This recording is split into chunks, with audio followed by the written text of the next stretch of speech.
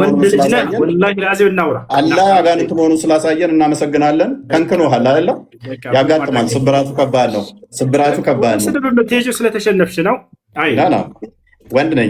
ወንድነቴንማ ድና ያታርግ ሲማና ያት ወንድ ነህ። ስለ አጋንንት እናውራ።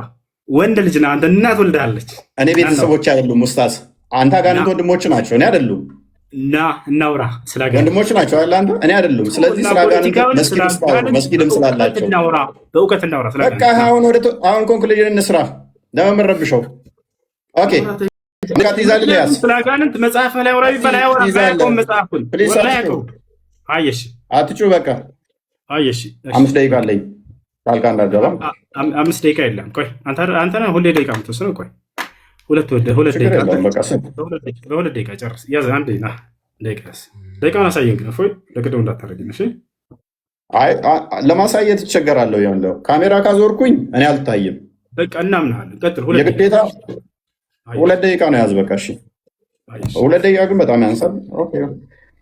ኦኬ እናመሰግናለን ወንድማችን ኡስታዝ ሁሱ ቴንኪው። በመጨረሻ እንደምንም ተገፍተህም ቢሆን መተህ አልተገለጠም ቢሆንም መልሱም ላለህ እንትን እንደዚህ ተገፍቶ በፑሽ ብመጣም ጥሩ ነው። ይልመድብህ ወደፊቱ መረጃ መክፈት ልመድ። ክርስትና ላይ ምንም የምታውቀው ነገር የለም። ክርስቶስ ሉክ በስጋ የተገለጠ አምላክ ነው። እሱን ካላ ጋር ላይ መሳሰል ነው የሞከረው። እንደገና ደግሞ የነቢያት አስተምሮትን ምንም የሚያውቀው ነገር የለም። ነቢያት እግዚአብሔር በሁሉ የሞላ በሁሉ ያለ መንፈስ እንደሆነ ነው የሚያምኑት። አላህ ግን ከአርሽ በላይ ያለ ከሌሊቱ 1/3 ላይ ሁሌም የሚወርድ ነው። ገሃነምን በእግሩ ሲጭንባት የምትሞላ እንደዛ ብለው አላስተማሩም። አንዱም ነቢይ እንደዛ ብለው ያስተማረ የለም። እግዚአብሔር መንፈስ ነው። እንደዚህ አካል ክፍሎችን ፓርቶችን በመስጠት ሆኑ በፓርቶች የተገነባ ነው ብለው የሚያምኑ አይደለም። ነቢያቶች አምላካችን ጭንቅላት ይኑረው አይኑረው፣ ብልት ይኑረው አይኑረው፣ አንገት ይኑረው አይኑረው አናቅም ብለው ያስተማሩበት የለም። ወንድማችን አናቅም በሚል ነው። ስለዚህ የሚያውቀው ምንድን ነው? እግር ነው፣ እጅ ነው፣ ከዛ ባት ነው የሚያመልከው። ወንድማችን እግር፣ ባት፣ እጅ ነው። ይሄ የአምላክ ባህሪም አይደለም በመሰረቱ ማለት ነው። ስለዚህ ፈጣሪን የሚያካብበው የሚያዋስነው የሚያካልለው ምንም ነገር የለም። ግራ ቀኝ፣ ፊት ኋላ፣ እታች ላይ ተብሎ ለፈጣሪ አይነገርም። ከስፔስ እና ፕሌስም ውጪ ያለ ሁሉን የፈጠረ ሁሉን ያስገኘ ሁሉን የሰራ ነው። የዚህ አምላክ ግን ጭንቅላት ይኑረው አይኑረው እንኳን አያውቅም። ጭንቅላት የሌለውን አካል የምታመልክ ከሆነ አስቸጋሪ ነው። አላህ ይሮጣል ይላል፣ በምንድን ነው የሚሮጠው? አያውቅም። አላህ ይስቃል ይላል፣ በምንድን ነው የሚስቀው? አያውቅም። ሊትራሊ እንወስዳቸዋለን ብሎ ስለሚያምን ማለት ነው። እኛ ጋር የሚጠቀሱት ሜታፎር ናቸው። አካላት ከተጠቀሱም በግብር አካላት እጅ ቢባል እጅ እንኳን ክርስቶስ የአብ እጁ የአብ ክንዱ ተብሎ ይተረጎማል። የአብ እጁ ነው የአብ ክንዱ ነው ተብሎም ይተረጎማል ማለት ነው።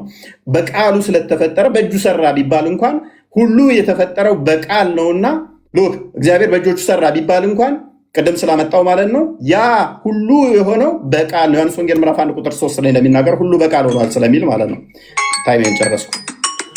እሺ ደቂቃ ያዝልኝ። አመሰግናለሁ። እሺ እንግዲህ እፎይ በ2 ደቂቃ አለችኝ ልቀጥል። ርዕሳችን ምን ነበር? የነቢያቶች የሰበኩት አምላክ ማንና የሚል ነው። እኔ ስለ አምላክ እስኪ ልንገራችሁ። አምላክ አላህ ሱብሓነሁ ወተዓላ ነቢያቶች የሰበኩት አንዱ አምላክ ታላቁ አብርሃም አምላክ አላህ ሱብሓነሁ እንዴ በአንድ 20 ደቂቃ አለቀ፣ 20 ሰከንድ አለቀ። እሺ ችግር የለውም። አብርሃም ምን አለ? ወኢብራሂም ኢዝ ቃለ ሊቀውሚሂ አዕቡዱላህ፣ አብርሃምን ባለ ጊዜ አስታውስ ሙሐመድ ለህዝቦችህ አምላካችሁን አላህን ተገዙ አላቸው ይላል። ስለዚህ አብርሃም ምን አለ? አምላክን አላህን ተገዙ አለ። ታላቁ ለእስራኤል ልጆች የተላከው ነቢዩ ኢየሱስ ዒሳ ዓለይሂ ሰላም የድንግል ማርያም ልጅ የዛች የጻድቋ ልጅ ምን አለ? ወኢነ አላህ ረቢ ወረብኩም ፈዕቡዱሁ ሃዛ ሲራጡን ሙስተቂም አለ። በህዝቦቹ ፊት በእስራኤላውያኖች ፊት ቆሞ ምን አለ? የእኔም ጌታ የእናንተም ጌታ እርሱ አላህ ነው፣ እርሱንም በብቸኝነት ተገዙት አለ። ነገር ግን ኢየሱስን ዒሳን ካደው ይሄ ሰውዬ እና ተከታዮቹ እኔ አምላኬን አምልኩ እያለ እየተናገረ ኢየሱስ ክርስቶስ ዮሐንስ ወንጌል ምዕራፍ 20 ቁጥር 17 ላይ ወደ አምላክ ያደርጋለሁኛል አምላክ አለኝ እያለ እያስተማራቸው አይ ተሳስተሃል ኢየሱስ አንተ ራስህ አምላክ ነህ ብለው ካዱት ክርስቲያኖች አያቸው አይደል? ልክ እንዲሁ ኢልያስ ምን አለ? ወኢነ ኢልያስ ለሚነ ልሙርሰሊን ኢዝ ቃለ ሊቀውሚሂ አላ ተተቁነ ተድዑነ በዕለን ወተዘሩነ አሕሰነ ልኻሊቂን አላህ ረበኩም አለ። ኢልያስ ታላቁ የአላህ ነቢይ ምን አለ? የእናንተም የአባቶቻችሁም ጌታ እርሱ አላህ ነውና አላህን ተገዙት አለ። ያ ነው። ታላቁ ኑሕ ምን አለ? ወቃለ ስብሓነሁ ወተዓላ ሓኪየን ዐን ኑሕ ዓለይሂ ሰላም ፊ ሱረት ሁድ ወለቀድ አርሰልና ኑሐን ኢላ ቀውሚሂ ፈቃለ ያ ቀውሚ ዕቡዱላህ ማ ለኩም ሚን ኢላሂን ገይሩህ። ኑሕ ለህዝቦቹ ምን አለ? ህዝቦቼ ሆይ አላህን በብቸኝነት ተገዙት ከእርሱ በስተቀር ሌላ ማንም አምላክ የላችሁምና ብሎ ተናገረ። ስለዚህ እፎይ አንተንም ሆነ እንዲሁም ደግሞ ከአንተ ጋር እየተከተሉ ያሉ ልጆችን የማንኛውም የኢትዮጵያ ሀገር የልጆች ክርስቲያኖችን በጣም አዝንላችኋለሁ፣ በጣም እወዳችኋለሁ፣ በጣም እሳሳላችኋለሁ። ልክ ነቢያቶች ለህዝቦቻቸው እንደሚሳሱት የአብርሃም የኢስሐቅ የያዕቆብን የኢየሱስን የማርያምን አምላክ አላህን እንድታመልኩ ጥሪ ያደርግላችኋለሁ። ቆም ብለህ አስብ አንተ ልጅ። ሌላውን በመክረህ ስለ ክርስትና በደንብ አድርገህ ቤተክርስቲያን ሂደህ ተማር። ስለ እስልምና ጥያቄዎች በሚኖሩህ ጊዜ ከዚህ በኋላ ገስት ላይ የመጣህ እንድትጠይቅ አስተናግድሃለሁ በየትኛውም ሰዓት ና ወላሂ ከሁሉም በፊት ለአንተ ቅድሚያ ሰጠሃለሁኝ። አደራህን እፎያዬ፣ አደራ ጥያቄዎች ካሉ መተህ ጠይቀኝ። በጣም ጊዜ ይሆንልህ። ስለተገናኘን በጣም ደስ ብሎኛል እፎይ። እሺ ቴንኪው ለነበረን ጊዜ እኔም በጣም አመሰግናለሁ። ቤቴ ና የሚለው ብዙም አልተገለጠም ከሆነ መልስ ቤት ምን እንሰራለን? የኔ ጥያቄ አልተገለጠም ስላለ እናመሰግናለን።